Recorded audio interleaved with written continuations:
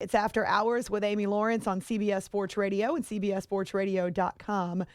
The pass rush of the Dallas Cowboys has gotten a boost this year with a 6'7" defensive end by the name of David Irving. You may think he's just burst onto the scene, but he's been with the Cowboys for a year now. The last couple of games, though, kind of clicked. Sack and a half against both the Lions and the Buccaneers, a forced fumble. He's had a bunch of quarterback hits. He's starting to rack up the numbers now. And it's impossible to ignore him with his height, his athleticism, and, of course, that wingspan. I had a chance to catch up with him earlier on Thursday. It's After Hours with Amy Lawrence on CBS Sports Radio and CBSSportsRadio.com. I started out with an easy question. How much fun are you having right now with the Cowboys and where they are poised to go into the postseason? Probably the most I've ever had, to be honest with you. It's funny, I've never been a part of a winning team. You know, in high school, my senior year, we didn't even make it to the playoffs. And then I went straight to Iowa State, and, you know, they're not the best football team. And then last year, when I came to the Cowboys, we didn't do so well. So, you know, this is my first time being a part of something. And, man, it feels great. You know, the confidence we have and, you know, the games we've been through, you know, coming back from behind to win games and just doing all the crazy stuff, all the history we made this year. It's awesome. I'm blessed. So what's the difference between a winning locker room and one that is struggling and having trouble coming up with wins? Well, actually, I mean, it's a difference. It's a big difference. You know, people, we come to work every day no matter what, but you could tell, you could feel it around you when people are upset. You know, heck, I'll cry after some games. You know, it's tough losses, you know. Then you have to come in Monday and watch the film of a loss, you know. It sucks, but, you know, that's why you work really hard in the offseason like we did and carry it throughout camp and through the season. You know, we have a lot of guys on our team that don't like losing, and we wanted to change that, you know. So I'm glad we did. I know you've worked really hard to get here, so it's not like it just happened, boom, all of a sudden. But these last two games, you've really burst onto the scene, the stats to go along with the work. And you've got a group there in Dallas that Coach Rod Marinelli calls the Orphans. So what specifically have you learned from him, from Rod Marinelli, your defensive coordinator, that's helped you kind of make this big move recently? Mindset and pass rush. You know, I always felt like pass rushing was something that I never was really good at because most of my life I got by, you know, just being big and athletic, you know. So I really didn't have to use a skill set. You know, in college, you know, I trained up a little bit, but for the most part still got by on athleticism.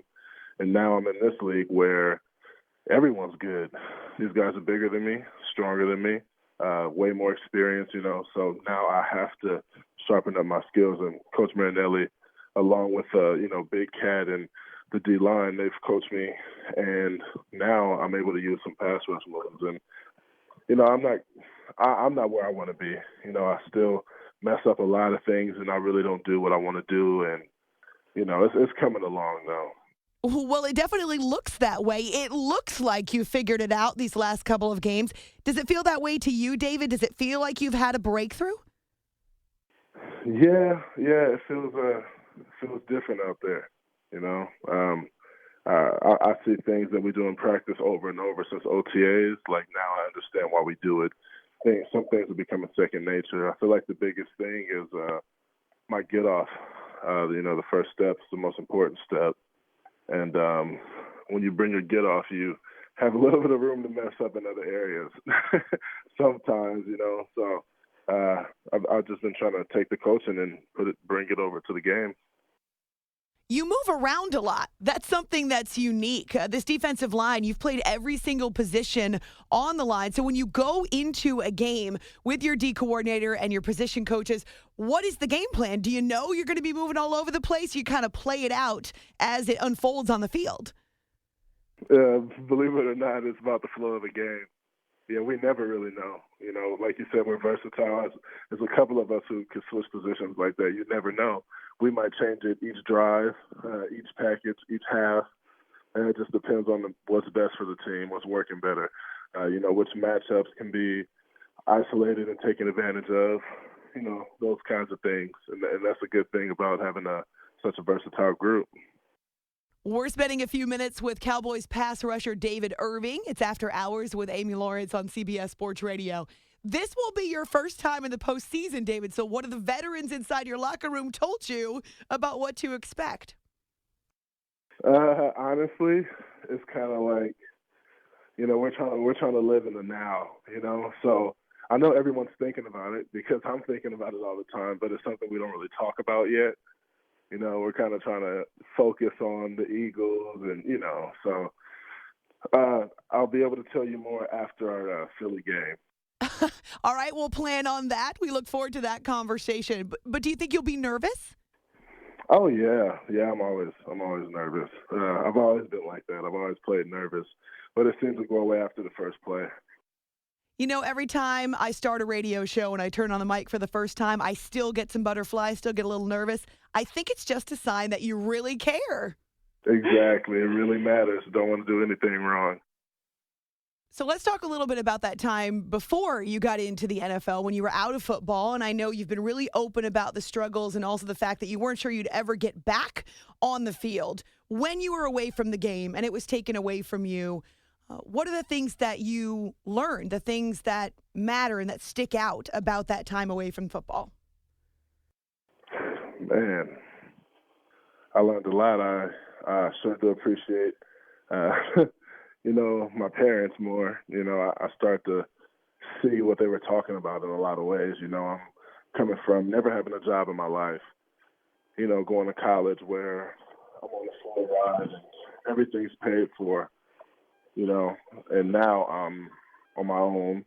I have to make my own money. My parents don't really have money to spare, So it was a journey.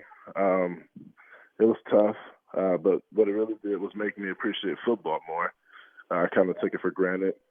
Did some things that I probably shouldn't have done, and it put me in a bad position. And, I have a daughter, so I'm taken away from her, And I realized I didn't want to be, in that situation. I had to get myself out. Started off with a little Home Depot job. Wound up quitting the next day, though. Yeah, that was a crazy story in itself. But, man, I realized how blessed I was, and I let it get away. And now that I have the opportunity to play football again, I'm not going to do anything to jeopardize that. So your daughter's 4. How much does she get about what Daddy does for a living? Oh, she gets it. She always when she was in California, she would tell me, "Oh, Dad, I saw you get beat up on TV."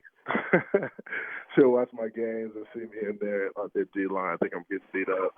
But she's always repping for the Dallas Cowboys. She has her little shirt and her cups and everything, Dallas Cowboys. She's really into sports. It's pretty cool. She's like the son I never had. She sounds really cute. Maybe we'll get a chance to see her on TV during the playoffs. David Irving is the Cowboys pass rusher that's kind of burst onto the scene the last couple of games and is now getting set for his first postseason run in the NFL. It's After Hours with Amy Lawrence on CBS Sports Radio. One of the moments that you talk about, the periods that you talk about in your life before the NFL is sleeping in your car, working at Home Depot for a short time, but sleeping in your car. What was that like for you? Yeah, I had a lot of stuff going on, actually, and believe it or not, a lot of those times it was peaceful. Being alone in your car, no one really knows where you're at. Whether your phone's off or on, no one can get in touch with you. You have a lot of time to think. I don't know, I'm weird. I like to be alone at times, especially when I'm around negativity. And it was just a crazy situation, but it's weird. I grew to like sleeping in my car. Now, at the time, it was a 95 SS Impala, which is pretty big, but for me, it still wasn't big. Coach Marinelli jokes with me about that, sleeping in my Impala. But I mean, it was tough, but I wasn't really broken by it, I just knew that it was temporary and I would get myself in a better situation. And thank God that, I was fortunate enough to be where I am now. When you look back at where you were, sleeping in your car, the job at Home Depot, even getting kicked off the 2 football teams that you were a part of briefly, do you ever look at where you are now, compare it to that time in your life and think, whoa? Yeah, every day actually. Every day.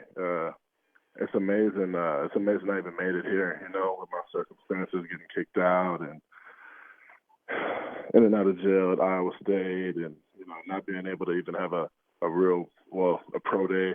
I had to have my own pro day at my high school in San Jacinto, which is 2 hours east of LA. No one really looks out there. But, it's an act of God, if you ask me. It's a crazy situation. It's crazy that I winded up where I am. So I'll just say I'm blessed. Well, that's amazing. Thank you so much for sharing that with us. The big story around the Dallas Cowboys offensively, of course, has been the rookie tandem in Zeke Elliott and Dak Prescott. What's it like to watch these guys go to work? Oh yeah, they're killing it. They're just absolutely killing it, man. Heck, I think they're the best out there, along with our O-line. Got to give them credit. I have to at least. They make me much better because they are a great O-line. And, sometimes you think how well Zeke and Dak would do without the O-line, So you got to throw them in there. We get down in the trenches.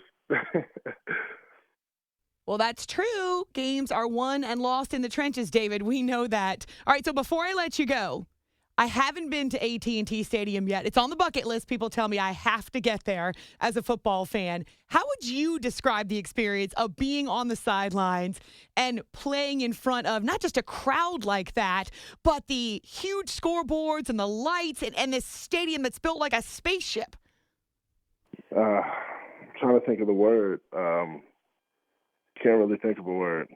Not one word to describe it. I mean, it's crazy.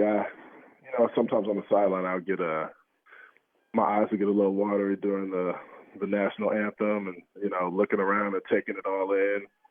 That this is what I do.